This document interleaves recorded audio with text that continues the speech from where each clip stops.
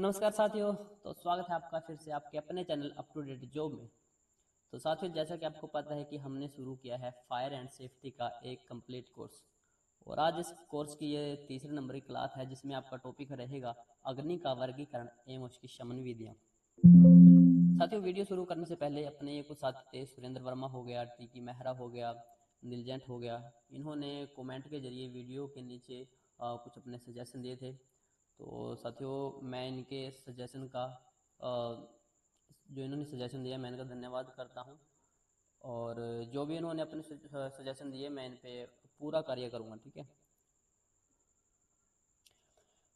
तो साथियों, आज का जो हमारा टॉपिक था वो है कि अग्नि का वर्गीकरण एवं उसका शमन विधियाँ। ठीक है। यानी कि जो आग होती है उसको ना हमने एक कैटेगरी में डिवाइड किया हुआ है कि मतलब एक क्लास ए की आग हो गई, बी की आग हो गई, सी की आग हो गई। ठीक है। मतलब जैसे अगर किसी धातु में आग लग गई तो उसको हमने एक अलग कैटेगरी में बांटा है। ठीक है। और किसी केमिकल में आग लग गई उसको हमने एक अलग कैटेगरी में रखा हुआ है। तो उस तरह से आज हम बात करेंगे कि किस आग को किस कैटेगरी में रखा गया है, उसकी क्या पहचान है और उसको फिर बुझाने के क्या क्या नियम हैं। ठीक है। और यही है ईंधन के आधार पर आग के प्रकार उनको बुझाने के सही तरीके के बारे आज हम बात करने वाले हैं।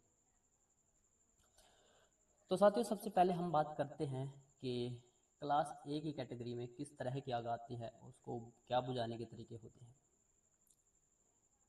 साथियों, ठोस पदार्थ की कोई भी आग, जैसे कि लकड़ी, कागज, कपड़ा, प्लास्टिक, कचरा इत्यादि, इन सब में लगने वाली जो आग होती है उसको हम क्लास ए की कैटेगरी में डालते हैं। और जो इसको बुझाने का इसको जो हमारा मेथड होता है हम इसको ले लेते हैं हम एक बार। इसको जो हमारा बुझाने का जो तरीका होता है, मेथड होता है, उसको हम कूलिंग के मतलब कूलिंग करके इसको हम बुझाते हैं। ठीक है। हिंदी में इसको शीतलीकरण कहते हैं। और जो कूलिंग होता है ये मतलब काम कैसे करते हैं कि हमने अगर इन लकड़ी, कागज़, कपड़ा, इन प्लास्टिक इसमें आग लगी है ना, तो हमारा जो पहला वो काम रहेगा, हमने इनके तापमान को कम करना है। ठीक है। और तापमान कम कैसे होगा? पानी, अगर उसमें पानी की हम बौछारें डालेंगे, उसके ऊपर पानी डालेंगे तो मतलब इनके जो तापमान में कमी होगी, और तापमान में कमी होगी तो हम आग पे कंट्रोल पा सकते हैं। यहाँ पे आपको एक बात नोट करनी है, जैसे मैंने बोला है कि ठोस पदार्थ की आग। ठीक है। अब ठोस पदार्थ में साथियों वैसे तो धातु भी आती है। ठीक है। एल्यूमिनियम या फिर लोहा या फिर कोई भी धातु, वो भी एक ठोस पदार्थ है। लेकिन उस आग को हम ना मतलब ए कैटेगरी में नहीं डालेंगे। है तो वो भी ठोस, लेकिन फिर भी हम उसमें उसको ए क्लास में नहीं डालेंगे। उसका रीज़न ये है कि वो एक धातु हो गया, और धातु के आग को हमने एक अलग कैटेगरी में डाला हुआ है। तो अब आप मतलब ये भी बोल सकते हो कि आपने फिर ठोस पदार्थ का क्यों नाम लिया। तो साथियों, जो परिभाषा है वो परिभाषा ही है। और मतलब लेकिन इसको अगर ये का हम याद करना चाहें तो इसका याद करने का मतलब बेसिक सा मतलब एक छोटी सी लाइन में आपको याद हो जाओगे, आपको कभी अड़चन नहीं आएगी। ठीक है। आपने याद रखना है कि कोई भी वह चीज़ जो जलने के बाद राख छोड़ती है, कोई भी वह चीज़ जो जलने के बाद राख छोड़ती है उसको हम क्लास ए की कैटेगरी में रखते हैं। ओके। और ये जो ये शीतलीकरण है ना, कूलिंग होता है, मतलब ये हम जब इसको हम मतलब इसको आग को बुझाएंगे तो इसमें जो हम फायर एक्सटिंग्विशर यूज़ करेंगे तो वो वाटर वाला करेंगे। ठीक है। फायर एक्सटिंग्विशर तो होता क्या है, आपने देखा होगा दीवारों पे मतलब किसी ऑफिस की दीवार या स्कूल की दीवार या कॉलेज की दीवार पे इस तरह का एक सिलेंडर टंगा होता है। ठीक है। इसको हम फायर एक्सटिंग्विशर कहते हैं। ठीक है। इस पर जैसे ये लिखा है कि ए लिखा है यहाँ पे बी लिखा है, यहाँ पे सी लिखा है, मतलब ये इसका लिखने का मतलब ये है कि ये जो फायर एक्सटिंग्विशर है ये क्लास ए की आग को बुझा सकता है, क्लास बी की आग को बुझा सकता है, और क्लास सी की आग को बुझा सकता है। ठीक है। ऐसा नहीं होता कि आपको एक ही फायर एक्सटिंग्विशर उठा के आप सभी तरह के उसके साथ आग बुझा सकते हैं, नहीं। उन पे प्रॉपरली लिखा होता है कि ये फायर एक्सटिंग्विशर है, ये किस आग के लिए काम आएगा। ठीक है। नेक्स्ट हम बात कर लेते हैं क्लास बी की आग की, यानी कि क्लास बी की आग में मतलब क्लास बी की आग किस कैटेगरी में आती है। मैं गलत बोल रहा हूँ, मैं बोल रहा हूँ, मैं आपको दिखाई देता हूँ। ठीक है। मैं भी कई बार हम भूल जाता हूँ यार, कैसा हो गया मैं। जैसे क्लास बी की कैटेगरी हम किस तरह की आग को रखेंगे। तो साथियों, तरल पदार्थ की कोई भी आग, जैसे पेट्रोल हो गया, डीजल हो गया, कैरोसिन हो गया, पेंट थिनर इत्यादि। ठीक है। यानी कि आप सिर्फ ये याद रखना कि जो भी तरल पदार्थ की आग है उसको हम कैटेगरी बी में रखेंगे। बुझाने का इसका मेथड क्या होता है, मतलब इसको कैसे बुझाते हैं, तो उसको हम श्वास रोधन यानी कि श्वास, आप मतलब इसको रिलेट कर सकते हो, श्वास का मतलब सांस और रोधन का मतलब रोकना, सांस रोकना, ठीक है, यानी कि हम उसकी हवा या ऑक्सीजन को रोकेंगे, ठीक है, हवा या ऑक्सीजन को रोक के हम क्लास बी की आग को बुझा सकते हैं, ठीक है। और इसको जिसके लिए हम फायर एक्सटिंग्विशर का यूज़ करते हैं, उस फायर एक्सटिंग्विशर का नाम होता है, या तो हम उसका फोम वाला भी यूज़ कर सकते हैं, जिसके अंदर एक जो ये फायर एक्सटिंग्विशर होता है ना, उसमें फोम भी भरा होता है, जैसे पानी वाला भी होता है, एक फोम वाला भी होता है, ठीक है। और ये एक फायर एक्सटिंग्विशर हो गया CO2 यानी कि कार्बन डाइऑक्साइड वाला जो फायर एक्सटिंग्विशर है, उसके साथ भी हम क्लास बी की आग को बुझा सकते हैं, ठीक है। जैसे ये हो गया, यहाँ पे लिखा है फोम, ठीक है, और साथ में येलो पट्टी भी है इसमें, ठीक है। आपको ये जो पट्टी है ये येलो भी मिलेगी, कभी देखने को काली भी, ब्लैक मतलब काली भी, ब्लू भी, ठीक है, अलग अलग रंग की मिलेगी, और अलग अलग रंग का अलग अलग मतलब होता है, ठीक है। उस पर ये लिखा भी होता है, ठीक है, जैसे फोम लिखा है, प्लस में जो ये येलो कलर की जो पट्टी है ये भी है, तो हम इसकी ये पहचान होते हैं कि हमने किस फायर एक्सटिंग्विशर का किस आग के लिए यूज़ करना है, ठीक है। तो आप कलर देख के भी, और जो ये लिखा होता है ये देख के भी, और इस पर ये जैसे ये लिखा, एक मिनट, जिसमें ना मतलब ये थोड़ा मतलब छोटी फोटो है, यहाँ पे लिखा है ए लिखा हुआ है, एक बी लिखा है, मतलब इसका ये है कि ये क्लास ए की आग को बुझा सकता है और क्लास बी का आग बुझा सकता है, ठीक है। ऐसे सभी फायर एक्सटिंग्विशर पे लिखा होता है प्रॉपरली, ठीक है। नेक्स्ट हम बात करते हैं क्लास सी कैटेगरी में किस तरह की आग आती है। तो साथियों कोई भी गैस, ठीक है, जैसे हमारे घर पे जो LPG गैस होगी जिसे हम खाना बनाते हैं, और या फिर CNG होगी, मीथेन गैस होगी, ठीक है, मतलब किसी भी गैस में जो लगने वाली आग होती है, यानी कि गैस की आग को हम क्लास सी कैटेगरी में रखते हैं। जिसको बुझाने का जो हमारा नियम होता है, जो हम उसको बुझाते कैसे हैं, ठीक है, तो उसको जो जिसको उसको बुझाते हैं तो उसको हम बोलते हैं असक्तीकरण यानी कि डिल्यूशन, ठीक है। और सबसे पहले हमने क्या क्या करना था, किसी भी तरह से गैस की सप्लाई बंद करनी होती है, अगर पॉसिबल हो तो हम गैस की सप्लाई बंद करेंगे, और गैस की सप्लाई अगर बंद नहीं हो रही तो हमें हम जो फायर एक्सटिंग्विशर का यूज़ करेंगे वो करेंगे शुष्क पाउडर वाला या फिर कार्बन डाइऑक्साइड वाला, ठीक है। शुष्क पाउडर को जो शॉर्ट फॉर्म होती है DCPO होती है, और कार्बन डाइऑक्साइड CO आपको पता ही होगा, ओके। तो गैस की आगे जितनी भी होती हैं वो सभी क्लास सी की कैटेगरी में आती हैं, ठीक है। अब मैं आपको बताता हूँ, जैसे क्लास हमने अब पहले ए की आग की बात करी, बी की याद करी और सी की बात करी, ठीक है।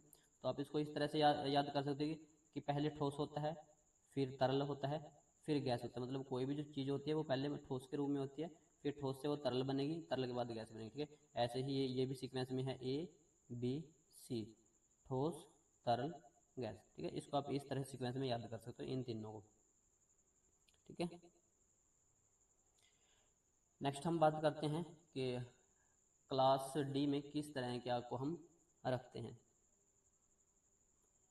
तो साथियों कोई भी धातु की आग, जैसे magnesium, sodium, potassium, aluminium powder इत्यादि, कोई भी धातु की आग होगी, डी से डॉग और डी से ही धातु, ठीक है। इसको हम ऐसे रिलेट करके याद कर सकते हैं, ठीक है। वैसे तो हम क्लास A B C इसको अगर रट्टा मारेंगे तो याद नहीं होगा, लेकिन हम इनके अगर चीज़ों को हम थोड़ा नोटिस करेंगे ना, जैसे क्लास डी हो गया और क्लास धातु मतलब धातु हो गया, डी और धातु दोनों एक ही वर्ड से मतलब स्टार्ट होते हैं, तो इस तरह से हम इनको याद कर सकते हैं। जिसको बुझाना कैसे होता है, तो साथियों मैंने आपको बताया था कि एक जब आग लगती है ना, उसके लिए 3 तत्वों का होना जरूरी होता है, ठीक है। और जब ये 3 तत्व मिल जाते हैं तो एक चैन रिएक्शन बन जाता है, और इस चैन रिएक्शन को ही तोड़ के हम क्लास डी की आग को बुझा सकते हैं, ठीक है। क्लास डी की आग सबसे भयंकर आग होती है साथियों, इसको कंट्रोल करना बड़ा मुश्किल होता है, ठीक है। तो हमें कैसे भी करके इसका चैन रिएक्शन तोड़ना होता है, और चैन रिएक्शन तोड़ते कैसे हैं, एक विशेष रसायनों से आग को ढकना होता है, जैसे फायर एक्सटिंग्विशर होता है ना, एक स्पेशल ड्राई पाउडर होता है, ठीक है। एक फायर एक्सटिंग्विशर में स्पेशल ड्राई पाउडर भरा होता है, और उसका हम यूज़ करके क्लास डी की आग के लिए यूज़ कर सकते हैं, ठीक है। अब एक क्वेश्चन ये भी हो सकता है कि जो फायर एक्सटिंग्विशर होता है वो एक छोटा सिलेंडर होता है, ठीक है, और उसमें मतलब कम ही ड्राई पाउडर आ सकता है, तो वो ज़्यादा गैस को कैसे बुझाएगा। तो मतलब ये सिर्फ मैं एग्जाम्पल दे रहा हूँ फायर एक्सटिंग्विशर का, मतलब ये फायर एक्सटिंग्विशर का कि स्पेशल ड्राई पाउडर होगा इसमें, ठीक है। सिर्फ फायर एक्सटिंग्विशर नहीं, बड़े बड़े मतलब पंप में भी, ठीक है, या फिर मशीनें ऐसी ऐसी होती हैं, ठीक है, जिसमें ये मतलब ये केमिकल मतलब बहुत सारा होता है, ठीक है। अगर बड़ी आग लगी तो हम टैंक वहाँ पे लेके जाएंगे, अपनी मशीनें वहाँ पे लेके जाएंगे, ठीक है। मैं अब ये जो एग्जांपल दे रहा हूँ ये छोटी आग के लिए दे रहा हूँ कि हम मतलब किस तरह की आग को कैसे बुझा सकते हैं, ठीक है। साथियों नेक्स्ट हम बात करते हैं क्लास ई की आग की। ये भी सेम, इसको भी हम अगर सिर्फ नंबर से याद करें, क्लास ई से इलेक्ट्रिक, यानी कि इलेक्ट्रिक की कोई भी आग होगी, और तो जैसे कंप्यूटर हो गया, वायरिंग मतलब कोई भी तार में आग लगी, बिजली का बोर्ड हो गया इत्यादि, मतलब कोई भी जो जिसमें हम बिजली यूज होती है, ठीक है, बिजली की कोई भी आग क्लास ई कैटेगरी में आती है। अब एक यहाँ पे बात ध्यान रखने योग्य है कि अब हमको ना ये जो क्लास ई है इसको हमने मतलब हटा दिया गया है कैटेगरी से, ई कैटेगरी को हमने हटा दिया गया है। हटाने का समय का रीज़न क्या रहा है कि मान लीजिए किसी कंप्यूटर में आग लग गई है, और कंप्यूटर में आग लग गई और कंप्यूटर के अंदर मतलब अभी मतलब कंप्यूटर ऑन है, उसके अंदर करंट है, ठीक है, जैसे करंट आ रहा है कहीं से भी, तो जब तक ये करंट आ रहा है तब तक तो ये क्लास ई की आग होगी क्योंकि इसमें करंट आ रहा है। लेकिन जैसे हमने करंट की यहाँ से पीछे से कहीं से भी स्विच बंद करके सप्लाई बंद कर दी, तो उसके बाद एक सिर्फ मतलब ये एक धातु की आग हो जाएगी। जैसे अगर हम बात कंप्यूटर की ही करें तो कंप्यूटर में मतलब फिर एक धातु ही होगी क्योंकि इसमें वायर भी होंगे अंदर, और मतलब कोई मटेरियल भी होगा जैसे मतलब एल्यूमिनियम, कॉपर को मतलब कुछ भी, ठीक है, तो उसके बाद ये एक धातु की आग बन जाती है। तो इसलिए हमने क्लास ई की जो कैटेगरी है इसको हमने अभी हटा दिया गया है, ठीक है। बाकी फिर भी कई बार इससे क्लास ई से अब भी क्वेश्चन आ जाते हैं, तो मैंने फिर भी आपको बता ही दिया है कि क्लास ई की कैटेगरी में किस तरह की आग होती है। ओके, वही है कि इसको मतलब कैसे कंट्रोल पाया जाता है सप्लाई को काटना और ऑक्सीजन की सप्लाई को रोकना। ऑक्सीजन की सप्लाई हम कैसे रोकते हैं, कार्बन डाइऑक्साइड जो फाइन एक्सटिंग्विशर होता है हम उसका यूज़ करते हैं, या फिर हम डीसीपी का यूज़ करते हैं, ठीक है। अब साथियों हम बात करते हैं कि क्लास एफ की कैटेगरी में किस तरह की आग होती है। ये क्लास एफ और ये इसको हम क्लास के का भी नाम दे देते हैं, ठीक है। जो क्लास एफ और के है ये दोनों एक ही तरह की आग होती है, ठीक है। होती क्या है ये आग, मतलब आपकी रसोई में जो भी आग लगेगी, मतलब जो ऐसा नहीं है कि किसी सिलेंडर में आग लग गई तो वो भी मतलब क्लास एफ या के में, नहीं, ऐसा नहीं है। मतलब रसोई की आग में जैसे आपका खाना खाना पकाने वाले तेल में आग लग गई, या फिर घी में आग लग गई, बटर चर्बी, ठीक है सॉरी, तो तेल घी बटर चर्बी में अगर आग लग गई तो वो हम उसको क्लास एफ की कैटेगरी में रखेंगे, ठीक है। और उसको जो हम इसको बुझाएंगे, इसको आपको कैसे, इसको हम कम्बलीकरण करके, ठीक है, यानी कि ब्लैंकेटिंग से, और जो इसमें हम फायर एक्सटिंग्विशर यूज़ करेंगे वो रहेगा हमारा वेट केमिकल वाला, ठीक है। ये साथियों अभी तक जो हमने पढ़ा है ये एक सारणी है, आप इसको अच्छे से देख सकते हैं कि यहाँ पे जैसे लिखा है, यहाँ पे लिखा है क्लास, ये क्लासें लिखी हैं ए बी सी डी, और ये सामग्री होती है। जैसे हम बात करते हैं क्लास ए की कैटेगरी में किस तरह की आगे आती हैं, मतलब लकड़ी की आग आ गई, कागज़ की आग आ गई, कपड़ा प्लास्टिक की आग आ गई सॉरी। और जो इसकी बुझाने बुझाने की विधि है, इसको पानी से बुझा सकते हैं, यानी पानी से ठंडा करके, और जो इसका जो फायर एक्सटिंग्विशर होगा वो हम वाटर वाला भी यूज़ कर सकते हैं और फोम ड्राई वाला भी यूज़ कर सकते हैं। फोम ड्राई वाला जो फायर एक्सटिंग्विशर होगा वो उस पर क्रीमी पट्टी भी हो सकती है, और साथ के साथ उसमें एक वाटर वाले में जिस पे येलो पट्टी होगी हम उसका भी यूज़ कर सकते हैं। अच्छा, ऐसे ही क्लास जो बी की आग, क्लास बी की कैटेगरी में जो आग होगी उसके लिए फायर जो एक्सटिंग्विशर होगा उसमें काली पट्टी होगी, उस पर CO2 भी लिखा होगा और जो फोम भी लिखा हो सकता है, ठीक है। मतलब ये पहचान होते हैं, आप इन पहचान से मतलब ये आप देख सकते हैं कि किस फायर एक्सटिंग्विशर का किस तरह के आग के लिए हम यूज़ कर सकते हैं, ठीक है। आपको ये सब अभी याद हो जाए तो बहुत अच्छी बात है, अगर ये आपको याद ना भी हो तो अभी आपको ज़्यादा परेशान होने वाली बात नहीं है, क्योंकि ये सब अभी बेसिक है, बहुत बेसिक है। जैसे जैसे आप आगे पढ़ते जाओगे ये सब तो आपकी उंगलियों पे होगा, ठीक है। ज़्यादा इसमें जितना झंझट नहीं है, अभी लग रही है ये कि भाई हाँ ये इतना सब याद कैसे होगा, तो जैसे जैसे हम आगे बढ़ेंगे इसलिए ये अभी बेसिक है, बहुत बेसिक। आगे आगे देखना मतलब बड़े डिफिकल्ट टॉपिक आते हैं इसमें भी। साथियों मैं आपसे एक बात कहना चाहूँगा कि नोट्स बनाते रहना, ठीक है, नोट्स बनाते रहना और रिवीजन करते रहना। अगर वीडियो एक बार समझ नहीं आई है तो आप उसको दोबारा तिबारा जितनी बार देखना चाहिए देख सकते हैं, ठीक है।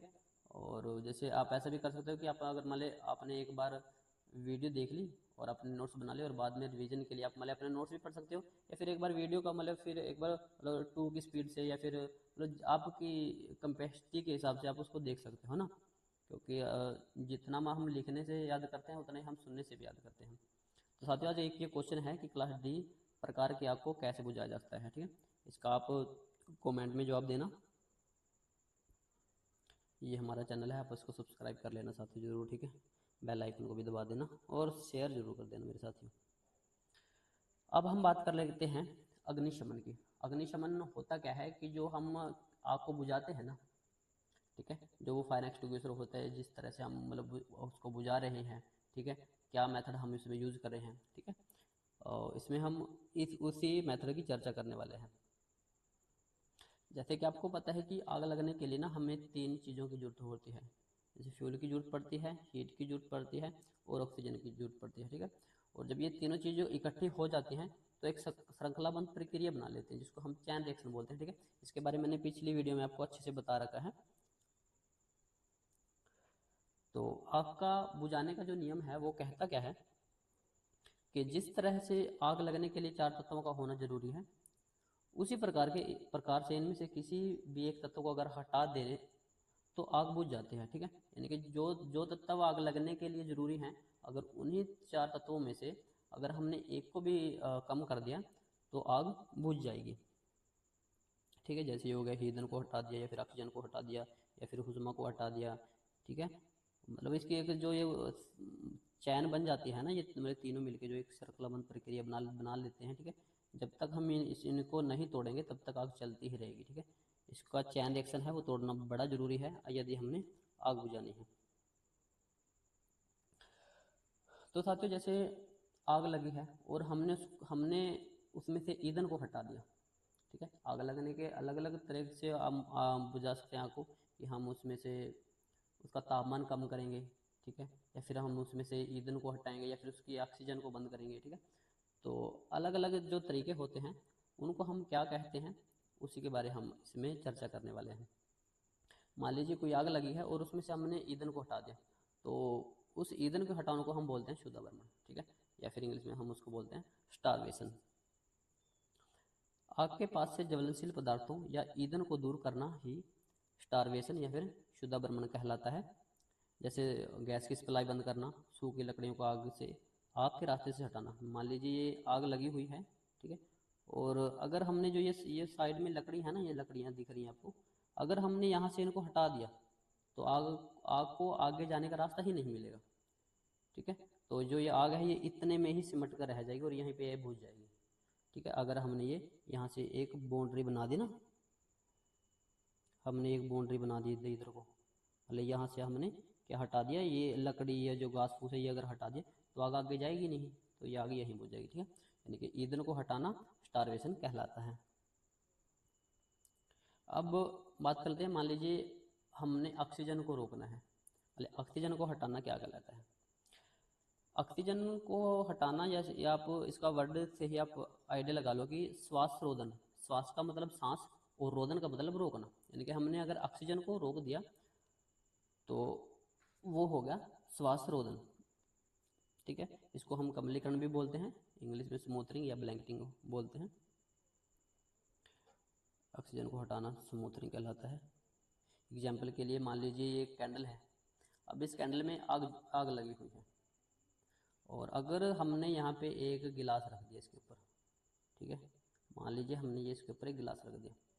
अब जैसे ही हम इसके ऊपर गिलास रखेंगे ना, इसकी जो ऑक्सीजन इसको मिलना बंद हो जाएगी और आपको पता है कि जैसे ही गिलास रखेंगे ना ये आग बुझ जाएगी, ठीक है। यानी कि हम किसी भी आग में अगर हमने एक बार उसकी ऑक्सीजन बंद कर दी तो हम उसको मतलब उसकी आग को हम बुझा सकते हैं, आग पे हम कंट्रोल पा सकते हैं।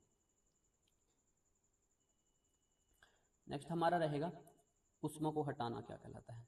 उष्मा को हटाना साथियों मतलब शीतलीकरण करके या फिर उसको कूलिंग करके, और जब हम मतलब किसी में आग लगी है हम उसका शीतलीकरण करते हैं तो उसको हम मतलब उसकी उष्मा को हटा रहे हैं, उसकी ताप को कम कर रहे होते हैं, ठीक है। इसकी परिभाषा होगी आग के तापमान को उसके ज्वलन बिंदु से नीचे लाना। ठीक है, मान लीजिए किसी कपड़े में आग लगी हुई है और जिस तापमान के बिंदु पे जाके वो आग जल रही है, अगर हमने उसको तापमान को कम कर दिया तो आग लगाना बंद हो जाएगी। यानी कि और तापमान हम कम कैसे कर सकते हैं, आग पर हम पानी डाल के उसको हम उसके तापमान को कम कर सकते हैं। ठीक है, जैसे ये वीडियो में पिक्चर में दिखा रहे हैं कि ये फायर फाइटर हैं जो आग पे पानी की बौछार कर रहे हैं, यानी कि किसी भी चीज़ पे इसका तापमान कम कर रहे हैं। ये हो गया कि वही श्रृंखलाबंध प्रक्रिया को भंग करना। ठीक है, मान लीजिए कहीं पे भी आग लगी है और हमने अगर आग को बुझाना है, आग को रोकना है, तो हमें इसकी ये लकड़ियाँ इसको ये लकड़ियाँ हटानी पड़ेगी। यानी कि इसका जो ये श्रृंखलाबंध प्रक्रिया है, जो ये चैन रिएक्शन है, इसको हमने तोड़ना पड़ेगा। ठीक है, उसके लिए हम ऑक्सीजन को, ईंधन को, उष्मा को, मतलब कैसे भी इनमें से हमने किसी को एक को हटाना होगा। ओके, तो साथियों आज का आपका मैंने आपको 2 क्वेश्चन दिए थे, एक पहले वाला और सेकंड ये था कि अग्नि चतुष्फल के अनुसार आग लगने के लिए कुल कितने तत्वों का होना अनिवार्य है। ये याद रखना है, यहाँ पर अग्नि चतुष्फल की बात कर रहा हूँ मैं। ठीक है, तो उसके लिए 3 तत्वों का होना जरूरी है, 5 का, 2 का या फिर 4 का। ठीक है, तो साथियों बताना जरूर, और वीडियो अच्छी लगे तो साथियों चैनल को सब्सक्राइब और लाइक कर देना। आज की वीडियो में इतना ही, मिलते हैं नेक्स्ट वीडियो में एक नेक्स्ट टॉपिक के साथ। तब तक के लिए साथियों जय हिंद और जय भारत।